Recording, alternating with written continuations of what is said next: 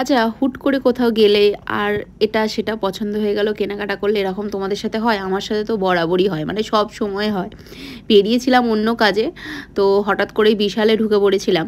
তো বিশালে ঢুকে ওই যা হয় আর কি, মানে দরকার না থাকলেও কেনাকাটা করতে হয়, মানে হয়ে যায় সেই রকম। এই পাপোশটা একটা নিয়েছি, এটা 19 টাকা দাম নিয়েছে। তো এই পাপোশটা একটা নিলাম, আর এটা বেশ ভালো, 19 টাকা অনুযায়ী কোয়ালিটি সত্যিই ভালো। আর বিশালে কিন্তু একদম সস্তায় অনেক ভালো ভালো জিনিস পাওয়া যায়। আর এই ওয়ান পিসটা নিয়েছি, এটা দেখো, এটা মানে আমি কোনোদিনই বিশাল থেকে জামা কাপড় কিনি না, বাট এটা একটা নিলাম। এটা বেশ ভালো লাগছিল দেখতে, তো সেই জন্য নিয়েছি। বেশি নেয়নি, 310 বা 20 এরকম নিয়েছে।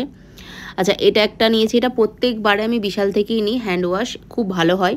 আচ্ছা, এই দুটো মেয়োনিজ নিয়েছি, আর এই মেয়োনিজটা সত্যিই ভালো, আমি আগের বারেও বিশাল থেকে নিয়েছিলাম।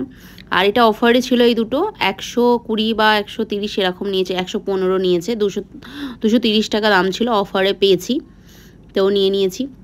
আর এই যে লিটিল হার্ট, এটা আমার ছোটোবেলা থেকেই আমার খুব পছন্দের, মানে খুব ভালো লাগে আমার খেতে। আগে তো ঘুরতে ফিরতে খালি খেতাম, তো দেখতে পেয়ে দুটো প্যাকেট নিয়ে নিলাম। ইনায়ের খুব একটা ভালো লাগে না এই বিস্কুটটা, ইনায়েরও ভালো লাগে না, আমার কিন্তু খুব ভালো লাগে, তো সেই জন্য একটা প্যাকেটই নিয়েছি। আর এটা আমার ছিল না, মানে সব কিছু রয়েছে বাট এটা নেই।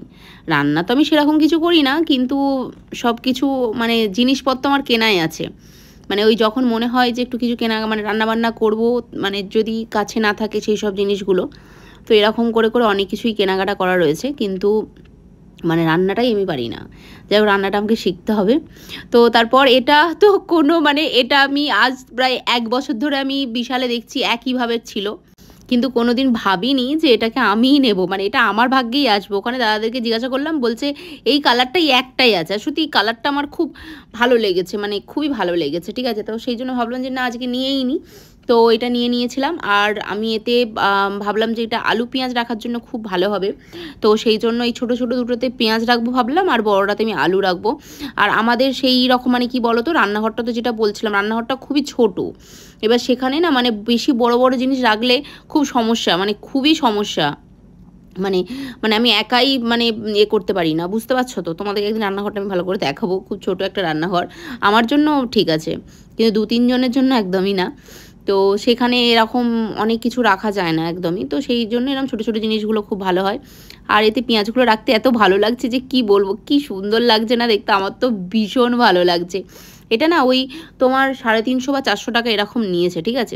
আর এই বড়টাতে আলুটা রেখে দিচ্ছি, সত্যি বলছি, মানে জায়গাটা একদম সুন্দরভাবে আমার ঠিকঠাক হয়ে গেল, কোনো অসুবিধাও হচ্ছে না, ঠিকভাবে আলুটাও রয়েছে, পেঁয়াজটাও রয়েছে, দেখতেও বেশ ভালো লাগছে। তোমরা দেখো কোন জিনিসটা তোমাদের ভালো লাগলো অবশ্যই জানিও। টাটা।